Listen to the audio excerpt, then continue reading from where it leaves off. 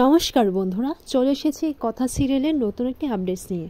আজকের পর্বে শুরুতে আপনারা দেখতে পাবেন সেই ধাঁধাটা নিয়ে কথা একদম বিচলিত হয়ে পড়ে এবং সেই ধাঁধার উত্তরটা বার করার জন্যই কথা হম্বিতম্বি হয়ে যায়।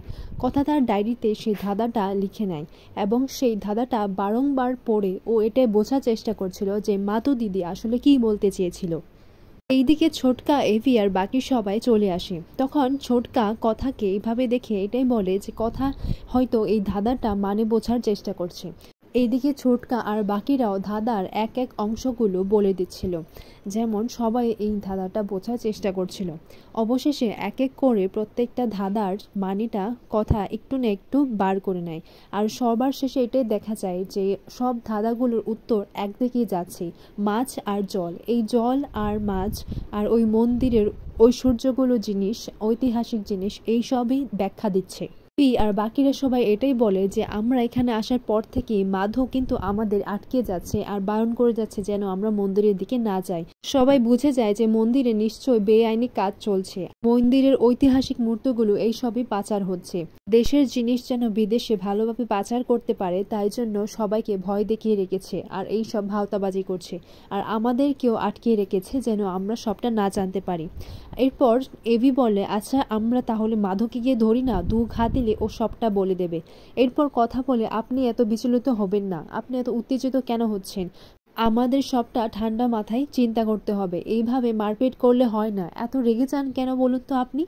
এরপর ছোটকা বলে, হ্যাঁ কথা ঠিকই বলছে, এত উত্তেজিত হওয়াটা ঠিক হবে না। এরপর কথা এটাই ভাবতে লাগে, তাহলে কি জুনি এই সব ব্যাপার জেনে গিয়েছিল আর তাই জন্য ওরা পাচারকারীদের প্রবলে পড়ে গেল না তো?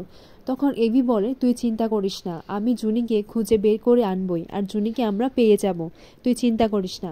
এর পরের মুহূর্তে দেখা যায় যে সবাই চলে যায় মাধবকে খুঁজতে, আরও যদি ওর বিষয়ে জানতে পারে। এরপর দেখা যায় যে গগনবাবু চলে আসে। গগনবাবু বলে, আপনার কি কোথাও যাচ্ছেন?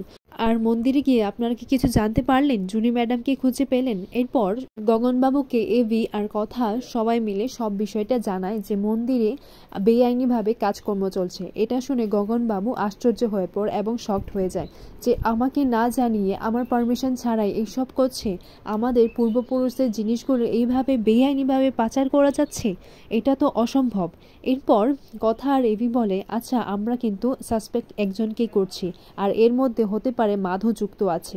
অন্যদিকে দেখা যায় যে ম্যান্ডি সমস্ত কথাই আড়াল থেকে চুপি চুপি শুনছিল। মাধুর নাম শুনতে গগনবাবু বলে, মাধু এসব করছে? ও তো গ্রামের মোড়ল আর ও গ্রামের মোড়ল হয়ে এসব করছে? এরপর প্রেটি বলে, হ্যাঁ আসলে আমরা আরও বিশেষ কিছু জানার জন্য ওকে জিজ্ঞাসাবাদ করব, ওর বাড়িটা কোথায় আপনি একটু দেখিয়ে দেবেন? পর গগনবাবু বলে, ও তো এখন বাড়িতে থাকবে না, কারণ ও তো এখন মাছ হয়তো পাচার করতে গেছে। এরপর কথা আর এভি বাকি সবাইরা বলে, আপনি চিন্তা করবেন না, আমরা এর কিছু না কিছু একটা ব্যবস্থা করে নেব। এরপর দেখা যায় যে কথা আন্দাজ করতে পারে যে কেউ না কেউ একটা লুকিয়ে ওদের কথাগুলো শুনছে।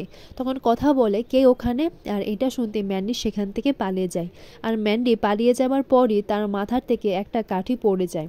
এরপর প্রত্যয় আর এভি তাকে খুঁজতে গেলে দেখতে পায় যে ওখানে কেউই ছিল না। কথা বলে, এখানে কেউ ছিল, তার মানে আমাদের কথাগুলো শুনছিল, কিন্তু কেন? এভি বলে, তুই বুঝতে পারছিস না, ও ওদের হয়েই কাজটা করছে, তার জন্য চুপি চুপি আমাদের কথাগুলো শুনছিল। এরপর দেখতে পায় যে একটা কাঠি পাওয়া যায়। কথা বলে, এটা তো চাপা, চাপা এখানে এসেছিল। এরপর গগনবাবুকে জিজ্ঞাসা করা হয়, আচ্ছা চাপাকে আপনারা কতদিন ধরে চেনেন? এরপর গগনবাবু বলে, বেশি দিন তো নয়, আপনারা যেদিন এলেন তারপরই তো ও এলো, আর সেদিন থেকেই মাধুর সাথে ওর আমার পরিচয় হয়। কথা মনে মনে এটাই ভাবতে লাগে যে ও তো খুব কাছের, কিন্তু কার, আমাদের নাকি ওদের? কার হয়ে এইসব কাজ করছে? ও কি আমাদের কথাগুলো ওদেরকে গিয়ে লাগিয়ে দেবে না তো? এরপর দেখা যায় যে মান্ডবী মাধবকে ফোন করে সব বিষয়টা জানায়। মাধব বলে, আমাকে সন্দেহ করছে, কিন্তু তখন তো আমি ওদেরকে সব মাছগুলো দেখিয়ে দিয়েছিলাম, আর হ্যাঁ তখন তো কোনো সমস্যাও হয়নি, শুধু আমার ওই খোড়াটা পইড়া গেছিল, তো তাই হয়তো সন্দেহ করছে। এখন ম্যান্ডি বলে, আচ্ছা ঠিক আছে মাধু দাদা, তুমি এখন ফোনটা রাখো আর কয়টা দিন তুমি গাটা ঢাকা দিয়ে রাখো। এরপর ম্যান্ডি বলে, এই সমস্ত কিছু ধরা পড়া হয়ে গেলে তো এইসব পাচারকারীর মধ্যে আমি ফেসে যাব আর আমার পুরো সবটা শেষ হয়ে যাবে। এদিকে মাধু বলে, আমি হচ্ছি গ্রামের মোড়ল, এই মাধু কী জিনিস আমি পরে দেখিয়ে দেব। আমার কথাই সবাই উঠবস করে আর আমাকে নাকি গা ঢাকা দিয়ে থাকতে হবে। ঠিক আছে, দুদিন না হয় আমি গা ঢাকা দিয়ে থাকবো, তারপর এই মাধুর সময়ও আসবে, আমিও দেখিয়ে দেব। অন্যদিকে দেখা যায় যে কথার বাকি সবাইরা মিলে তারা হাটে চলে যায় আর মাধুকে খুঁজতে লাগে। তখন মাধুকে কোথাও পাচ্ছিল না, আর তারা এটাও মনে পড়ে যে চাপাকে তো কেউ চিনেই না, হাটে বলছিল সবাই।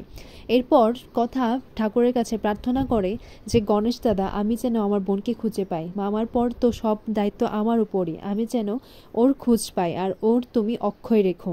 এর পরের মুহূর্তেই দেখা যায় যে মাতু দিদিও হাটে চলে আসে। মাতু দিদি এসে সেই ধাঁধাটাই আবার বলছিল। এরপর কথা এই ধাঁধাটা শুনে বারবার এটাই ভাবছিল যে সব কিছু যেন একটা মাছ আর জল এই রকমের মধ্যেই রহস্যটা আছে। কথা এটা বুঝে যায় যে যাই হচ্ছে ওই মাছের পেটের মধ্যে তাহলে কি কিছু না কিছু আছে। এরপর মাতু দিদিকে জিজ্ঞাসা করা হয়, আচ্ছা মাতু দিদি, আমার বোন জুনি তাহলে কি সবটা জেনে গিয়েছিল আর জেনে গিয়ে কি ওদের চক্করে পড়ে গেছে? তখন মাতু দিদি বলে, তুই আমাকে দিদি বলে ডেকেছিস? জানিস আমাকে কেউ দিদি বলে ডাকে না, তুই ডেকেছিস, দেখিস তোরই জয় হবে, তোরই জয় হবে। এরপর মাতু দিদি সেখান থেকে চলে যায়। এমনি বলে, কি বলল? তখন কথা বলে, মাতু দিদি আমাদের আশ্বাস দিয়ে গেল, তার মানে আমরা সঠিক পথে এগোচ্ছি পাচক মশাই, আমরা সঠিক পথে এগোচ্ছি। আর এখানেই আজকের পর্বটি শেষ হয়। আগামী পর্বে দেখা যায় যে ওই লোকজনদেরকে পুলিশ দিয়ে ধরে নেয় আর মাধবকে ধরার জন্য তারা একটা প্ল্যান করে। এরপর মাধবকে ফোন করা হয় সেই গুন্ডাটাকে দিয়ে। তখন সেই গুন্ডাটা মাধবকে বলে, গণেশ ঠাকুরের পিছনে একটা মূর্তি রেখেছিলাম, কালকে তো গণেশ বিসর্জন, তাই তোমাকে যে করে হোক মূর্তিটা উদ্ধার করতে হবে। এরপর মাধু বলে, চিন্তা করিস নে, আমি সঠিক সময়ে মূর্তিটা উদ্ধার করে নেব। এরপর এবি বলে, এবার বুঝবি আমরা কি জিনিস।